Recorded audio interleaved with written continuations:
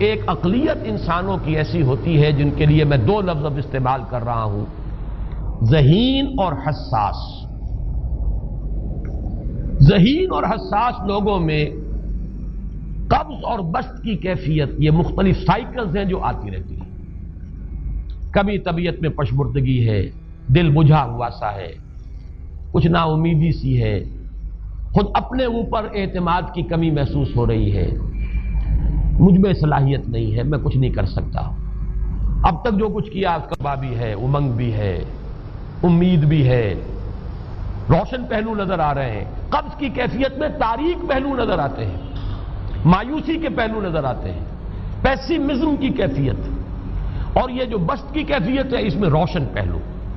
دیکھو یہ بھی تو ہے نا، آخر یہ بھی تو ہوا ہے، اور بھی ہو سکتا ہے، آخر اب تک میں نے یہ کام بھی تو کر لیا، آگے بھی مشکل آسان ہو سکتی ہے۔ یہ دو کیفیات ہیں قبض اور بسط کی، جن کو کہ صوفیاء کرام نے یہ اصطلاحات، یہ عنوان دیے، قبض اور بسط۔ جتنی انسان کے اندر حساسیت کی کیفیت زیادہ ہوگی، ذہانت زیادہ ہوگی، اتنا ہی یہ جو ویوز ہیں اس کی ایمپلیٹیوڈ زیادہ ہوتی ہے۔ کم ذہین انسان ہے، کم حساس ہے، آئیں گے تو صحیح ہے، لیکن یہ کہ وہ ویو جو ہے اس کا ایمپلیٹیوڈ جو ہے اس کے اندر اوپر اور نیچے کی کیفیت زیادہ نہیں ہوگی۔ لیکن جتنا یہ معاملہ بڑھتا ہے یہ جو ویو ہے اس کی ایمپلیٹیوڈ بڑھتا چلا جاتا ہے۔ لیکن نارمل انسان کا معاملہ یہ ہے کہ یہ حدود کے اندر رہے، اسی کی ایک کیفیت جو ہے اب نارمل جب ہو جاتا ہے، یہی ہے جو جدید ہماری جو سائیکولوجیکل میڈیسن ہے اس میں اسے مینیکس ڈپریسو سائیکوسس کہا جاتا ہے۔ مایوسی ہوئی تو اتنی ہوئی کہ جیسے کمر ٹوٹ کر رہ گئی، اور اسی ڈپریشن میں ہوتی ہیں خودکشیاں، خودکشی کر جاتا ہے ڈپریشن۔ کچھ روشن پہلو نظر ہی نہیں آ رہا، کوئی امید کا پہلو نظر ہی نہیں آ رہا، کوئی صورت نظر نہیں آتی، کوئی امید بن نہیں آتی، کس طرف جاؤں، کدھر دیکھوں، کسے آواز دوں، اے ہجوم نامرادی دل بہت گھبرائے ہے۔ اور جب آدمی محسوس کرتا I can't face these realities، یہ کمٹ سوسائڈ۔ یہ اور جب کیفیت ہوتی ہے انشراح کی تو آدمی خوب بھاگ رہا ہے، دوڑ رہا ہے، امنگ ہے، محنت ہے، دوڑ رہا ہے، امیدیں ہیں، اب ہر چیز کا روشن پہلو نظر آ رہا ہے۔ عجیب ہے یہ، اصل میں مجھے کچھ تجربہ بھی ہوا ہے، ہمارے خاندان میں بھی یہ مرض موجود رہا۔ میرے والد مرحوم کافی طویل عرصے اس مینیک ڈپریسو سائیکوسس کے مریض رہے۔ کچھ ہوتا ہے یہ معاملہ، ویسے بھی شاید ہمارا خاندان جو ہے اس کیٹیگری میں آتا ہے جس میں ذہانت نسبتاً کچھ زیادہ ہے، حساسیت بھی نسبتاً کچھ زیادہ ہے۔ یہ دوسری بات ہے کہ کوئی شخص جو ہے یہ فلسفے کے طور پر اختیار کر لے کہ اپنے آپ کو ڈھیٹ بنا لینا ہے، یہ فلسفہ بھی بن سکتا ہے، لیکن یہ ہے کہ اگر آدمی چھوڑ دے اپنی طبیعت کو تو یہ دونوں کیفیات آتی ہیں۔ انہی کیفیات میں اگر یہ جو اپورڈ اینڈ ڈاؤنورڈ موومنٹ ہے یہ ایک حد سے نکل جائے تو یہ بیماری ہے مینیک سائیکوسس، مینیک ڈپریسو سائیکوسس۔ اس میں جب آدمی ہوتا ہے وہ اپر کیفیت میں تو اس کے اندر بڑی عظیمت ہے، روشنی ہے، امید ہے، لوگوں سے گفتگو کر رہا ہے، ہنس بول رہا ہے، خوب جو ہے محفل کے اندر، اب وہ محفل میں اسے دلچسپی محسوس ہو رہی ہے اور اسے ہر چیز کا روشن پہلو نظر آ رہا ہے، خود اپنے وجود کا بھی روشن پہلو، دوسروں کے وجود کا بھی، دوسروں کی بات میں سے بھی وہ اچھا پہلو تلاش کریں گے، وہ برا پہلو تلاش نہیں کریں گے۔ جب دوسری کیفیت ہے ڈپریشن کی، ہر ایک کی بات میں کوئی برائی نظر آئے گی، کوئی اس کی نیت کا فطور ہے، کوئی فساد ہے، کوئی یہ جو ہے بدنیتی کے ساتھ یہ بات کر رہا ہے، کوئی خیر کہیں ہے ہی نہیں، برائی ہی برائی ہے، مایوسی ہی مایوسی ہے، بدلی ہی بدلی۔ یہ ہے در حقیقت وہ کیفیت، اس کو غالب نے بہترین انداز میں تعبیر کیا ہے۔ ذہین اور حساس انسانوں میں ان کی جو ترقی ہے وہ انہی مراحل سے ہو کر گزرتی ہے، اور ہر ڈپریشن کے بعد، ڈپریشن میں اس سینس میں استعمال نہیں کر رہا یعنی بیماری کی حد تک پہنچنے والی ڈپریشن نہیں، صرف قبض کی حد تک پہنچنے والا معاملہ۔ ہر قبض کے بعد جب بسط آتا ہے تو آگے ترقی ہوتی ہے، جس کو آپ کہتے ہیں بائی لیپس اینڈ باؤنڈس، آدمی جو ہے چھلانگ لگاتا ہے، گویا کہ ایک درجہ جو پہلے تھا اس سے آگے درجہ انسان کا جو ہے اس سے بلند تر پوزیشن پر انسان پہنچتا ہے. ہر قبض کے بعد جو نیا بست آتا ہے وہ ایک نئی کیفیت، نئی شان، نئی بلندی، نئی رفعت لے کر آتا ہے. اس کو غالب نے تعبیر کیا ہے بہت خوبصورت انداز میں. رکتی ہے میری طبع تو ہوتی ہے رواں اور.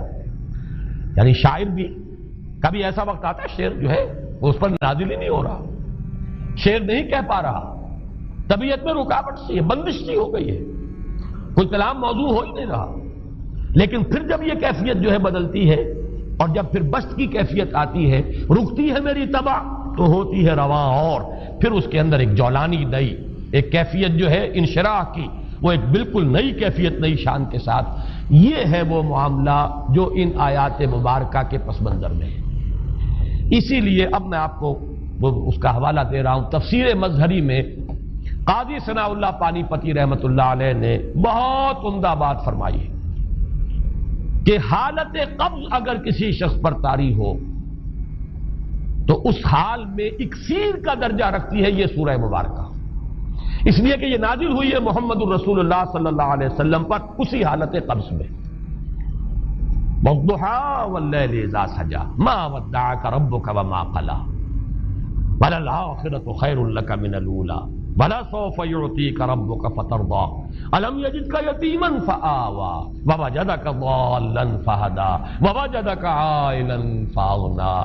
یہ تمام آیات اب معلوم ہوگا کہ جیسے موتی پروئے ہوئے.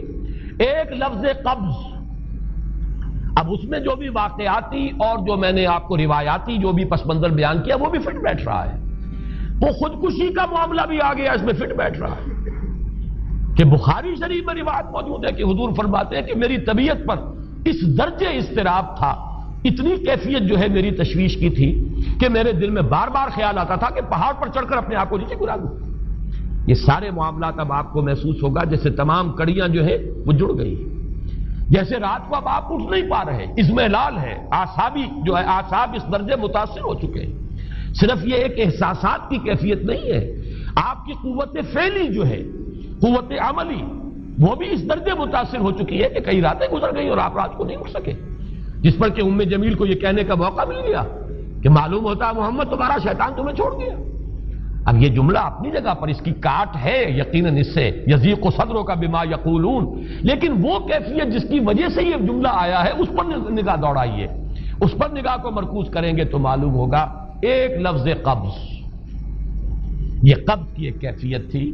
اس قبضی کی کیفیت کا ایک مظہر یہ ہے کیونکہ یہ بھی تو در حقیقت قلب مبارک جو ہے محمد الرسول اللہ صلی اللہ علیہ وسلم کا، اسی پر تو وحی کا نزول ہوتا تھا.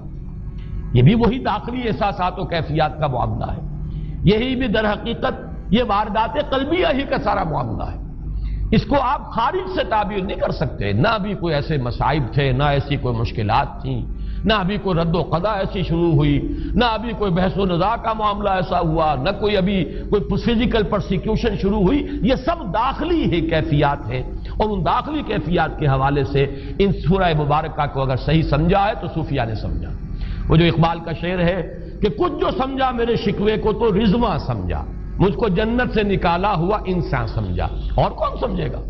وہ تو سمجھے گا کہ دکھے ہوئے وہ دل کی صدا ہے. وہ کیا ہے جو اقبال کی وہ ایک نظم ہے، پرندے کی فریاد، گانا اسے سمجھ کر خوش ہونا سننے والے. یہ تو در حقیقت ایک دکھے ہوئے دل کی صدا، فریاد یہ صدا ہے. تو یہ کیفیت جو ہے رضوان سمجھ سکا ہے جو کہ داروغہ جنت ہے، اس نے سمجھا یہ وہی آدم جو نکالا گیا تھا یہاں سے، یہ اس کی فریاد ہے. کچھ جو سمجھا میرے شکوے کو تو رضواں سمجھا، مجھ کو جنت سے نکالا ہوا انسان سمجھا. تو واقعہ یہ ہے کہ اس سورہ مبارکہ کا صحیح فہم اگر حاصل ہوا ہے، وہ امام راضی کو حاصل ہو ہی نہیں سکتا. وہ عقل اور منطق کی گتھیاں سلجھانے والے آدمی ہیں، اپنی جگہ ان کی کنٹریبیوشن بہت. یہ لغت اور ادب کا کوئی خاص مسئلہ اس میں ہے ہی نہیں کہ زمخشری اس میں کوئی جولانی دکھائیں اپنی، اس میں کوئی ایسا اشکال ہے ہی نہیں، نحوی اشکال ہی نہیں. لیکن یہ واردات قلبیہ کا معاملہ ہے، احساسات باطنی کا معاملہ ہے، یہ نفسیات انسانی کا معاملہ ہے. اور اس کو وہی سمجھ سکتے ہیں کہ جو ماہرین علم نفس ہیں، اور وہ ہیں صوفیاء کرام ہمارے ہاں، جن کا وہ ذوق ہے باطنی کیفیات و احساسات، جن کا موضوع ہے کہ یہ در حقیقت حالت